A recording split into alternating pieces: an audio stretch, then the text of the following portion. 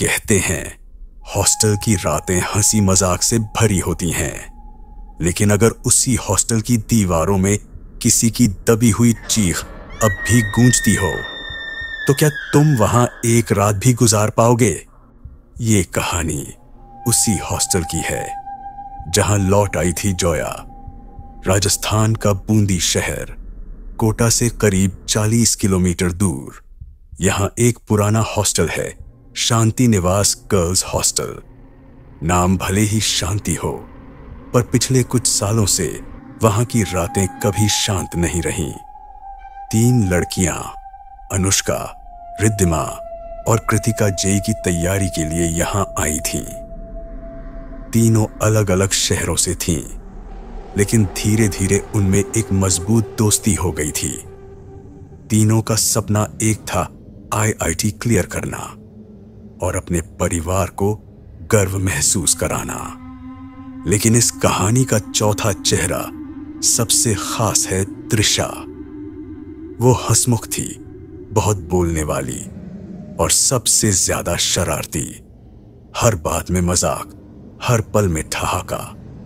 उसे लगता था कि जिंदगी को बहुत सीरियस लेने की जरूरत ही नहीं है। पढ़ाई से थक जाओ तो थोड़ा मस्ती कर लो, दूसरों को छेड़ दो, डराओ, यही उसकी आदत थी। रिद्धिमा अक्सर उसे समझाती, त्रिशा पढ़ाई पर फोकस रखो, ये सब बेवकूफी बंद करो। लेकिन त्रिशा हंसकर कहती, ओह प्लीज, जिंदगी में थोड़ा डर तो होना चाहिए ना, तभी तो मजा है। उस रात भी कुछ ऐसा ही हुआ था। 12:30 बज चुके थे। सब अपने कमरे में थे। हॉस्टल की लाइटें आधी बुझी हुई, गलियारों में हल्की पीली रोशनी टिमटिमा रही थी।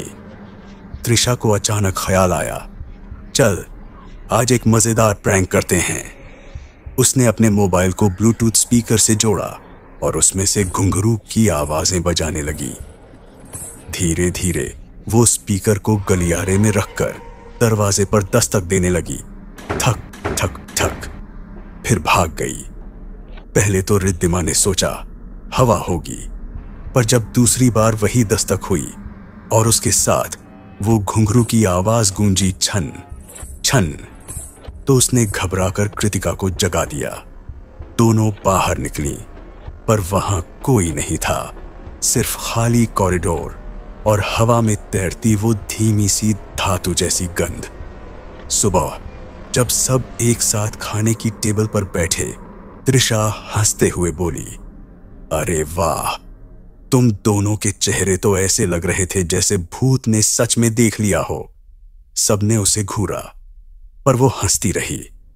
उस रात उसने वही मजाक दोहराया, लेकिन इस बार गलियारे के आखिर में किसी ने जवाब दिया, कौन है वहां? आवाज बहुत धीमी थी, पर मानो सीधे कान में पिघलती हुई सी लगी। त्रिशा चौंकी, क्योंकि वो जानती थी गलियारे में कोई नहीं था। उसने सोचा शायद कोई दूसरी लड़की उठ गई होगी। वो फिर भाग गई और इस बार अपने कमरे में जाकर लेट गई।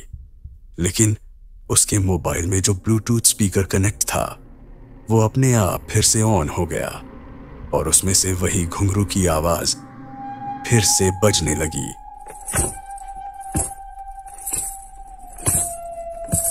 त्रिशा के पसीने छूट गए। वो बिस्तर पर उठ बैठी।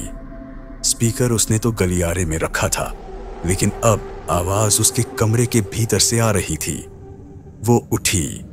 लाइट ऑन की कोई नहीं था, लेकिन दरवाजे के पास फर्श पर किसी के गीले पैरों के निशान थे, एक एक करके कमरे के भीतर आते हुए और फिर गायब। सुबह होते ही त्रिशा ने सबको यह बात बताई, पर बाकी लड़कियां उसे हंसकर टाल गईं। अब खुद डर गई क्या अपनी ही मजाक से। त्रिशा ने भी खुद को समझाया कि शायद उसकी आंखें धोखा दे रही थीं। दिन बीते, क्लासेस चलती रहीं, मगर रातें अब अजीब लगने लगी थीं। हर बार 2 बजे के आसपास कोई हल्की आवाज, दीवार खुरचने जैसी या किसी के धीरे धीरे चलने की। रिद्धिमा ने एक दिन त्रिशा से कहा, तेरे प्रैंक के बाद से हॉस्टल का माहौल ही बदल गया है। त्रिशा बोली, अबे कुछ नहीं हुआ, बस हवा है। लेकिन फिर एक रात कुछ ऐसा हुआ जिसने सब बदल दिया। वो गर्मियों की रात थी, हवा बिल्कुल बंद। फिर भी त्रिशा के कमरे में ठंडी लहरें दौड़ रही थीं, जैसे किसी ने एसी ऑन कर रखा हो। खिड़की बंद, दरवाजा बंद, फिर भी कमरे का तापमान अजीब तरह से गिरा हुआ था। वो बिस्तर पर लेटी थी, तभी अचानक उसके मोबाइल की स्क्रीन अपने आप जल उठी। ब्लूटूथ फिर से अपने आप कनेक्ट हुआ और इस बार घुंघरू नहीं बल्कि किसी लड़की के हंसने की आवाज आई। अब मेरी बारी है। त्रिशा का पूरा शरीर सिहर गया। उसने मोबाइल बंद करने की कोशिश की, लेकिन स्क्रीन पर सिर्फ एक लाइन लिखी थी, दरवाजा मत खोलना। उसने फोन फेंक दिया और कंबल में छुप गई। बाहर से फिर वो धीमे कदमों की आवाज आने लगी और फिर किसी के नाखूनों से दरवाजा खुरचने की चर। सुबह जब सूरज उगा, त्रिशा को लगा शायद वो सपना था, पर जब उसने दरवाजा खोला तो लकड़ी पर लंबी नाखूनों की खरोंचें थीं, ताजी। उस दिन से उसकी हालत बदलने लगी। वो शांत रहने लगी, अकेली बैठी रहती, आंखों के नीचे काले घेरे, नींद गायब। रिद्धिमा ने पूछा, क्या हुआ त्रिशा? वो बोली, कुछ नहीं, बस नींद नहीं आ रही। लेकिन उसे पता था कुछ तो आ गया है उसके कमरे में, कुछ जो मजाक नहीं था। 3 दिन बाद उसने फिर वही आवाज सुनी। अब तो बोलो ना, डर गई? इस बार वह आवाज उसके ठीक पीछे से आई। वो पलटी, कोई नहीं था, बस दीवार पर उसके साये के साथ एक और साया जुड़ गया था, लंबा, दुबला और बालों से ढंका हुआ। त्रिशा चीख पड़ी। बाकी लड़कियां दौड़कर आईं, पर जब कमरे में दाखिल हुईं तो त्रिशा जमीन पर बेहोश पड़ी थी। कमरे में ठंडी हवा थी और दीवार पर किसी ने खून से लिखा था, मजाक खत्म। सुबह के वक्त शांति निवास हॉस्टल में सबकी निगाहें त्रिशा पर थीं। वो बेहोश थी, लेकिन शरीर ठंडा जैसे बर्फ में डूबा हुआ। वार्डन और बाकी लड़कियां उसे हॉस्पिटल ले गईं। डॉक्टर ने कहा, किसी प्रकार का फिजिकल इंजरी नहीं है, शायद किसी स्ट्रेस या ट्रॉमा से बेहोश हुई है। लेकिन जब त्रिशा को होश आया तो उसकी आंखों में सिर्फ डर था, गहरा, अनकहा डर। वो किसी से बात नहीं कर रही थी, बस दीवार को देखे जा रही थी। कृतिका ने धीरे से पूछा, क्या हुआ था त्रिशा? वो धीमे स्वर में बोली, वो हंस रही थी। मेरे पीछे। कौन? जिसे मैंने कभी बुलाया ही नहीं। वो खुद आ गई। किसी ने मजाक समझा, किसी ने नहीं, लेकिन रिद्धिमा का मन नहीं मान रहा था। वो उस रात त्रिशा के कमरे में ही रुकने का फैसला करती है। रात 1:45। कमरा सन्नाटा, बाहर बस कुत्तों के भौंकने की दूर की आवाजें। रिद्धिमा किताब लेकर पढ़ रही थी और त्रिशा चुपचाप बिस्तर में लेटी थी। अचानक कमरे का टेम्परेचर फिर से गिरने लगा। फर्श ठंडी बर्फ की तरह महसूस होने लगी। पंखा अपने आप बंद हो गया। रिद्धिमा ने देखा कि त्रिशा का चेहरा पीला पड़ गया है। उसकी आंखें एकदम स्थिर हैं, मानो वो किसी चीज को देख रही हो जो बाकी किसी को नहीं दिख रही। रिद्धिमा बोली, त्रिशा, क्या हुआ? त्रिशा ने धीरे से फुसफुसाया। वो फिर आ गई और तभी कमरे के कोने में रखे ब्लूटूथ स्पीकर से अपने आप आवाज आई, छन छन छन। घुंघरू की वही आवाज। रिद्धिमा डर के मारे कांप उठी। उसने स्पीकर उठाकर बाहर फेंकना चाहा, लेकिन जैसे ही हाथ लगाया स्पीकर जल उठा। धुएं की हल्की सी लपट उठी और पूरा कमरा उस धातु जैसी सड़ी गंध से भर गया। त्रिशा बिस्तर से उठी और सीधा दरवाजे की ओर देखने लगी। धीरे से बोली, वो बाहर खड़ी है। रिद्धिमा भागकर दरवाजे के पास गई, पर बाहर कोई नहीं था। वो मुड़ी ही थी कि उसने देखा दीवार पर नमी से एक आकृति बन रही थी। धीरे धीरे, मानो कोई अदृश्य उंगली से दीवार पर चेहरा खींच रहा हो। लंबे बाल, झुकी गर्दन और खाली आंखें। दोनों चीख पड़ी। बाकी लड़कियां दौड़ी आईं। जब सबने देखा, दीवार फिर से सूखी थी, मानो कुछ हुआ ही नहीं। अगले दिन हॉस्टल में अजीब घटनाएं बढ़ने लगीं।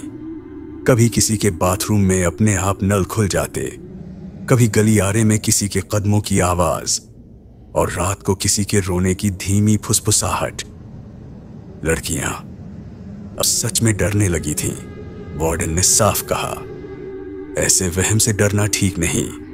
यह पुराना बिल्डिंग है, आवाजें गूंज जाती हैं। पर रिद्धिमा ने तय किया कि वो पता लगाएगी कि त्रिशा के कमरे में ऐसा क्या है। रात में सब सो गए तो वो त्रिशा का फोन लेकर बैठी। उसने स्पीकर को चेक किया। कई फाइलें थीं, लेकिन एक फाइल पर लिखा था डू नॉट प्ले।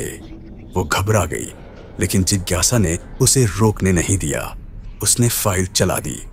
पहले कुछ सेकंड सन्नाटा था, फिर सुनाई दिया किसी लड़की की सांसें, बहुत धीमी, बहुत पास।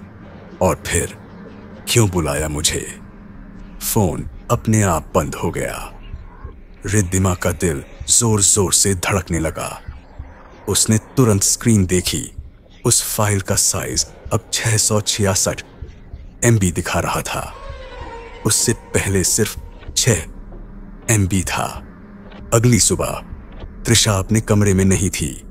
सबने उसे ढूंढा, बाथरूम, टेरेस, गेट के पास कहीं नहीं। फिर हॉस्टल की पीछे वाली दीवार के पास किसी ने देखा, त्रिशा बैठी थी, आंखें खुली पर स्थिर। वो कुछ बुदबुदा रही थी। रिद्धिमा पास गई तो सुना, वो यहां मरती नहीं, वो यहां रहती है। और दीवार के नीचे पुराना सीमेंट उखड़ा हुआ था। रिद्धिमा ने ध्यान से देखा।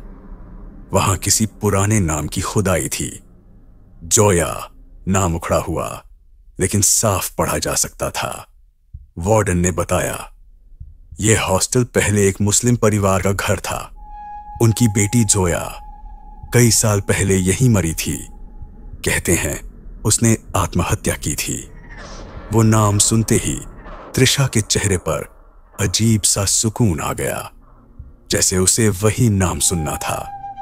वो बोली, वो मरी नहीं थी, किसी ने उसे यहां बंद कर दिया था। सब सन्न रह गए, क्योंकि ये बात किसी को पता नहीं थी।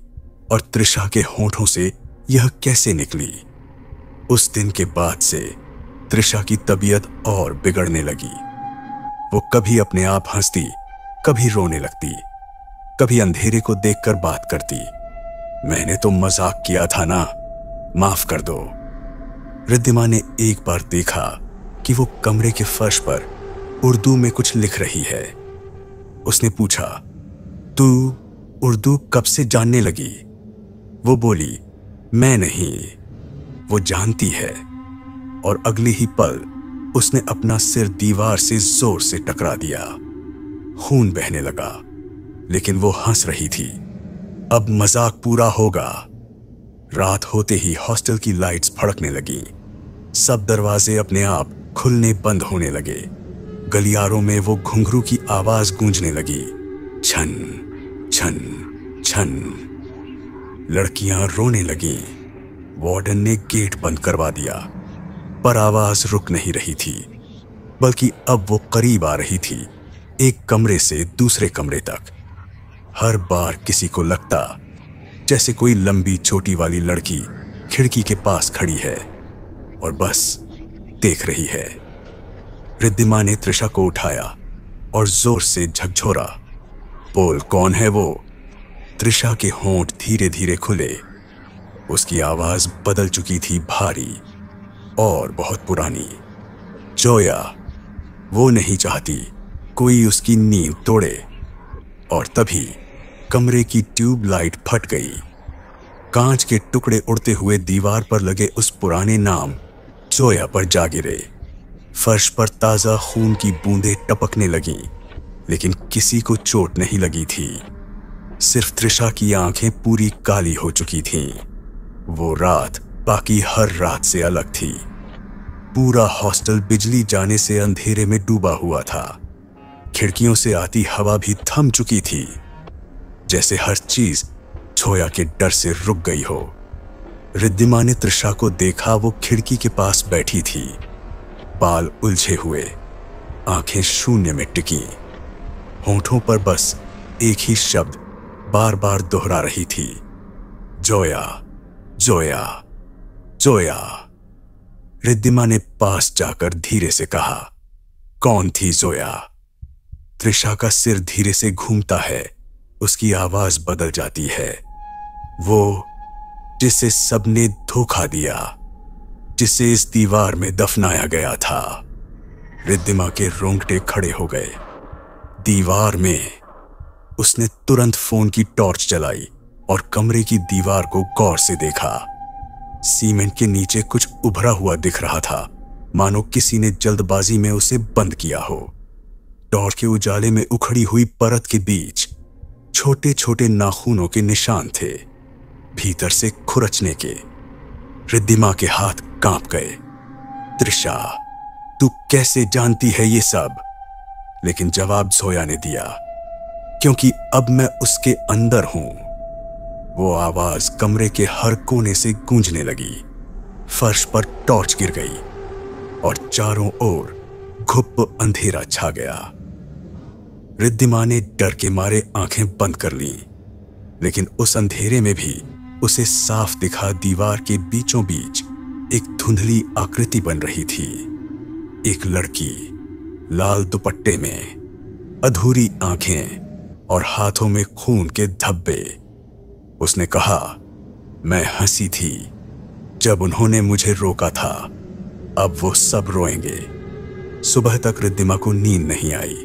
वो भागकर वार्डन के पास गई, सब बताया। वार्डन का चेहरा एक पल को पीला पड़ गया, लेकिन उसने तुरंत खुद को संभाला। इन बातों का जिक्र मत करो बच्ची, ये जगह पहले से ही बदनाम है। रिद्धिमा बोली, मतलब आपको पता था? वार्डन ने धीमे स्वर में कहा, जोया यहां की मालिक की बेटी थी, 10 साल पहले। बहुत खूबसूरत, पर अपने ही घर में कैद। कहते हैं उसने किसी हिंदू लड़के से प्यार किया था और उसके परिवार ने उसे दीवार के पीछे बंद कर दिया, जिंदा।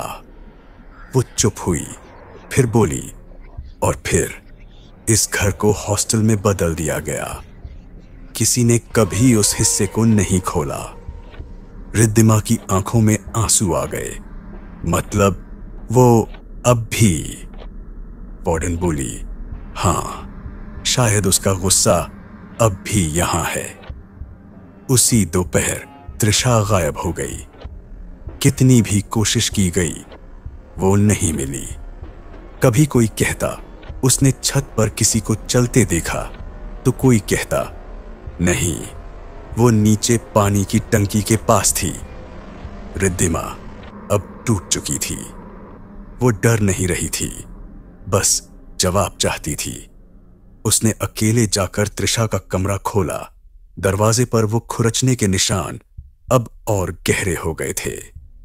भीतर हवा ठंडी और दीवार से आती गंध इतनी तेज कि सांस लेना मुश्किल। वो दीवार के पास गई जहां जोया लिखा था। हाथ रखा सीमेंट अभी भी गीला था।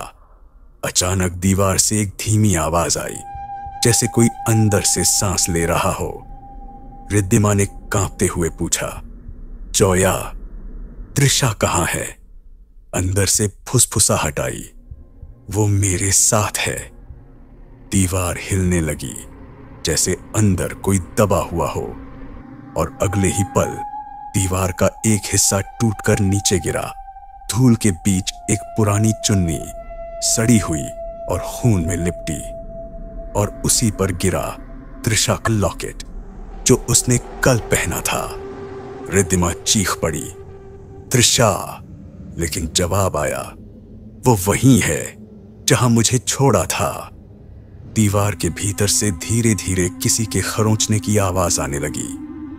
चर चर चर। हर खरोंच मानो किसी दबी हुई आत्मा की सिसकी थी। रिद्धिमा ने समझ लिया कि अब कुछ बड़ा होने वाला है। उसने हॉस्टल की बाकी लड़कियों को बुलाया।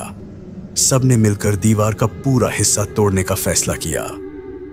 मजदूर बुलाए गए, हथौड़े चले, और जैसे जैसे दीवार गिरी, अंदर से धूल, बदबू और कुछ ऐसा निकला जिससे सबकी सांस थम गई। वहां सीमेंट के नीचे हड्डियों का ढांचा था, एक लड़की का कंकाल, लाल दुपट्टा अब भी लिपटा हुआ, और पास ही जले हुए घुंघरू।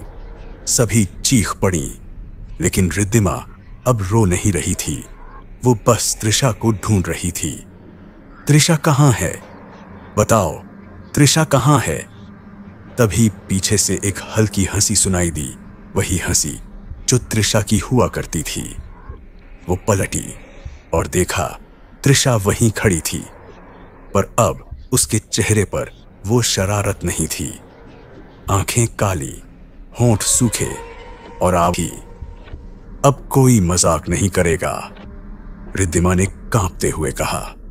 जोया, उसे छोड़ दो, उसने कुछ नहीं किया।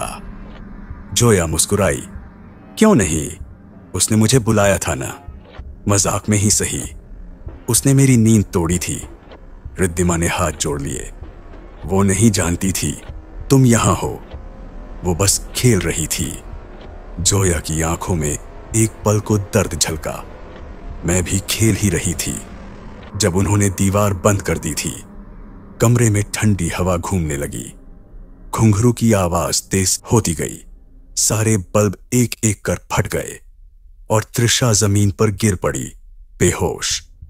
अगली सुबह हॉस्टल में अजीब सन्नाटा था। त्रिशा अब भी सोई हुई थी, लेकिन उसका चेहरा शांत था, बहुत शांत।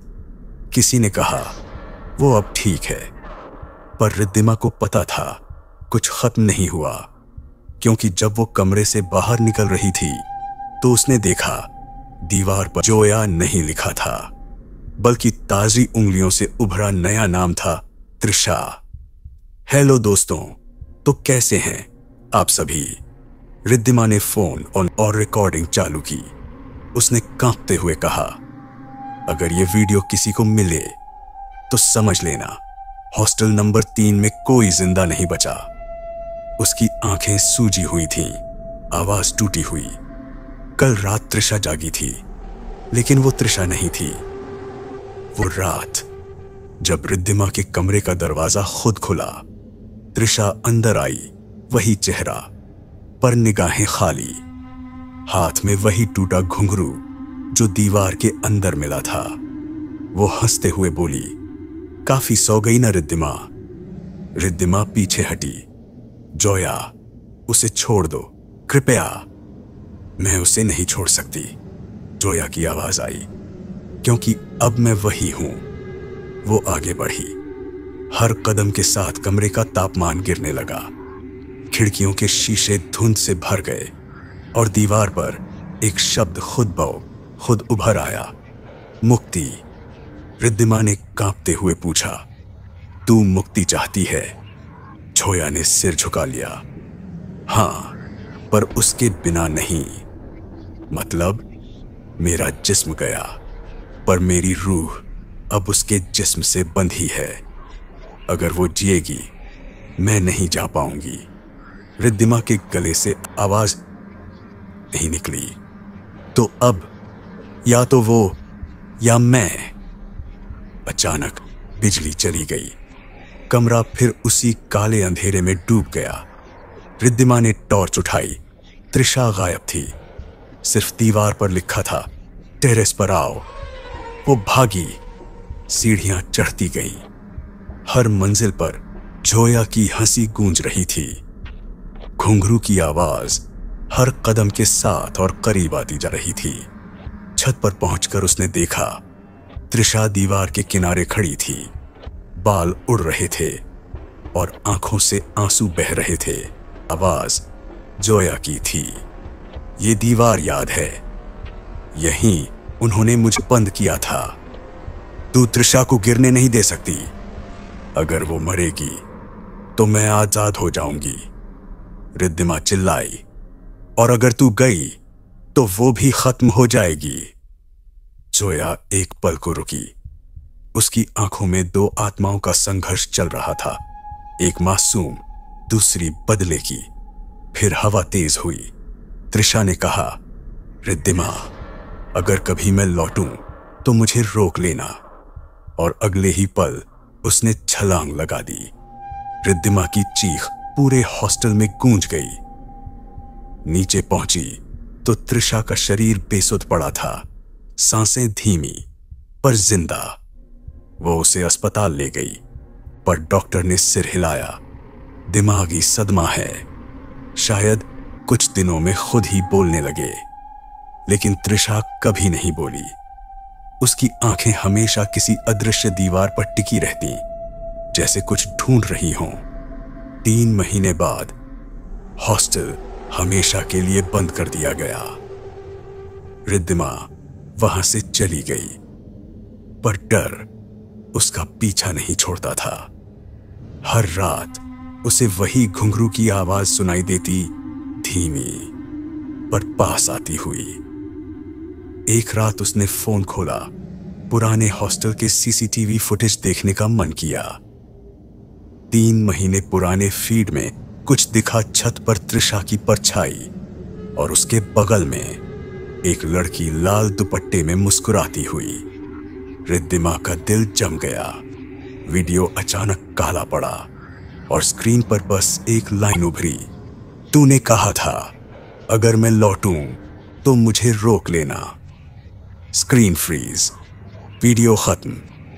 और उसी रात जब रिद्धिमा सोने जा रही थी, बिस्तर के नीचे से घुंघरू की हल्की आवाज आई, चर छनन। शायद उस रात के बाद सब कुछ खत्म हो गया था, लेकिन जो चीज कैमरे में कैद हुई थी वो आज तक किसी ने किसी को दिखाई नहीं, क्योंकि जो भी देखता है वो फिर कभी पहले जैसा नहीं रहता।